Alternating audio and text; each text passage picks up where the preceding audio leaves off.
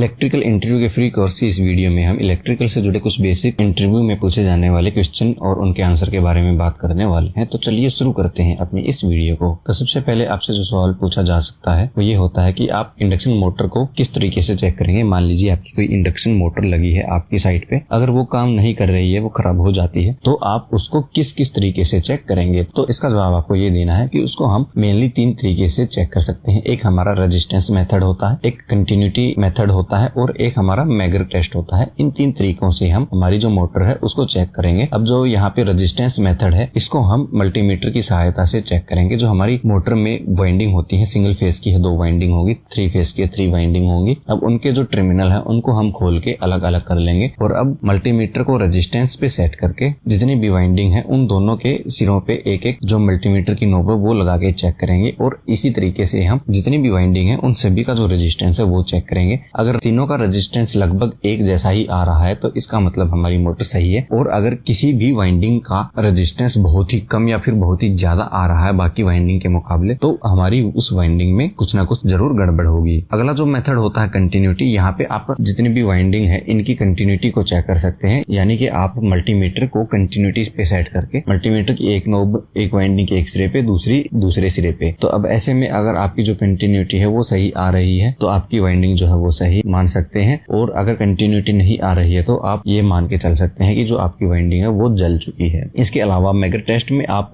आपके मोटर की जो वाइंडिंग है उसके और अर्थिंग के बीच में इंसुलेशन यानी रेजिस्टेंस की जो वैल्यू वो चेक कर सकते हैं। अगर ये वैल्यू हमारी लिमिट से ऊपर है तो हमारी मोटर सही है, कोई दिक्कत नहीं है। अगर हमारी लिमिट से ये वैल्यू कम आती है तो जो हमारी मोटर है उसकी इंसुलेशन जो है वो हो सकता है फेल हो गई हो, जिसकी वजह से हमारी मोटर काम नहीं कर रही। आगे बढ़ने से पहले दोस्तों, अगर आपने हमारे चैनल को सब्सक्राइब नहीं किया है तो आप हमारे चैनल को सब्सक्राइब कर सकते हैं ताकि ऐसी ही इलेक्ट्रिकल की इंटरव्यू की फ्री वीडियो हम आपके लिए लाते रहें। इसके अलावा आपसे जो क्वेश्चन अक्सर पूछ लिया जाता है वो ये होता है कि मल्टीमीटर और क्लैंप मीटर में क्या अंतर होता है और इनका यूज हम कहाँ करते हैं। तो देखिए, जो मल्टीमीटर और क्लैंप मीटर होता है वो इन दोनों का जो काम होता है वो एक जैसा ही होता है। यानी इनकी मदद से हम जो हमारी इलेक्ट्रिकल के इंस्ट्रूमेंट यानी डिवाइस लगे होते हैं उनके जो पैरामीटर होते हैं, जैसे voltage, current, frequency, resistance, capacitance या फिर डायोड चेक करना हो गया, ये सब हम मल्टीमीटर और क्लैंप मीटर दोनों की मदद से आसानी से चेक कर सकते हैं।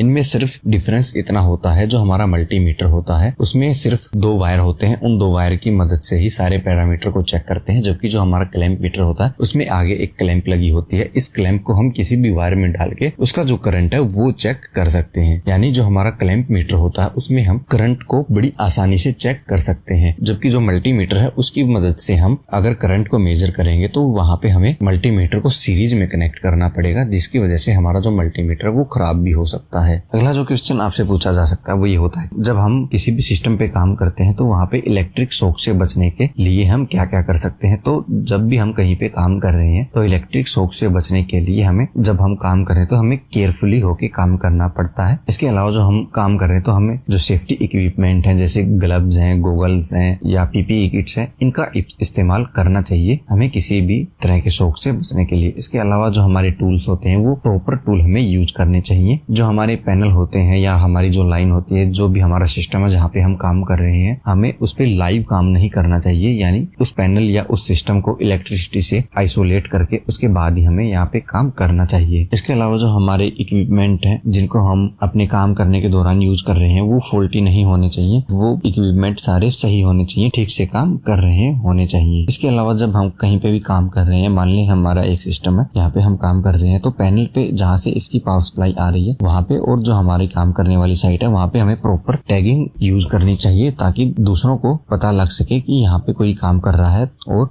गलती से भी कोई हमारी पावर सप्लाई को ऑन ना करे। तो ये कुछ ऐसे तरीके होते हैं जिनसे हम इलेक्ट्रिक शॉक से बच सकते हैं। अगला जो सवाल होता है वो ये होता है कि जो हमारी मोटर है उनपे जो हम स्टार्टर यूज करते हैं वो किस किस प्रकार के होते हैं। तो जो हम हमारी मोटरों पे स्टार्टर यूज करते हैं वो हमारा एक ड्यूअल टाइप का होता है, यानी डायरेक्ट ऑनलाइन स्टार्टर होता है। ये हमारी लगभग 5 किलोवाट यानी 7.5 HP से नीचे की जो मोटरें होती हैं उन पे हम यूज करते हैं। इसके अलावा हमारा स्टार डेल्टा स्टार्टर होता है, यानी जो हमारी मोटरें 7.5 HP से ऊपर की होती हैं वहाँ पे हम स्टार डेल्टा स्टार्टर का उपयोग करते हैं। इसके अलावा जो हमारा एक ऑटो ट्रांसफार्मर स्टार्टर होता है इसका भी हम उपयोग अपनी मोटर को चलाने के लिए करते हैं। इसके अलावा एक हमारा इलेक्ट्रॉनिक सॉफ्ट स्टार्टर होता है, इसका उपयोग भी हम करते हैं। इसके अलावा आजकल हमारी VFD भी होती है। VFD यानी वेरिएबल फ्रीक्वेंसी ड्राइव, इसका उपयोग भी हम हमारी मोटर में एक स्टार्टर की तरह ही करते हैं। इनसे जुड़ा अगर आपका कोई और सवाल है तो आप हमें नीचे कमेंट में पूछ सकते हैं। और इलेक्ट्रिकल के इंटरव्यू की सीरीज की जो हमारी और वीडियो है, इनको देखने के लिए आप हमारी लेफ्ट वाली और राइट वाली दोनों वीडियो देख सकते हैं।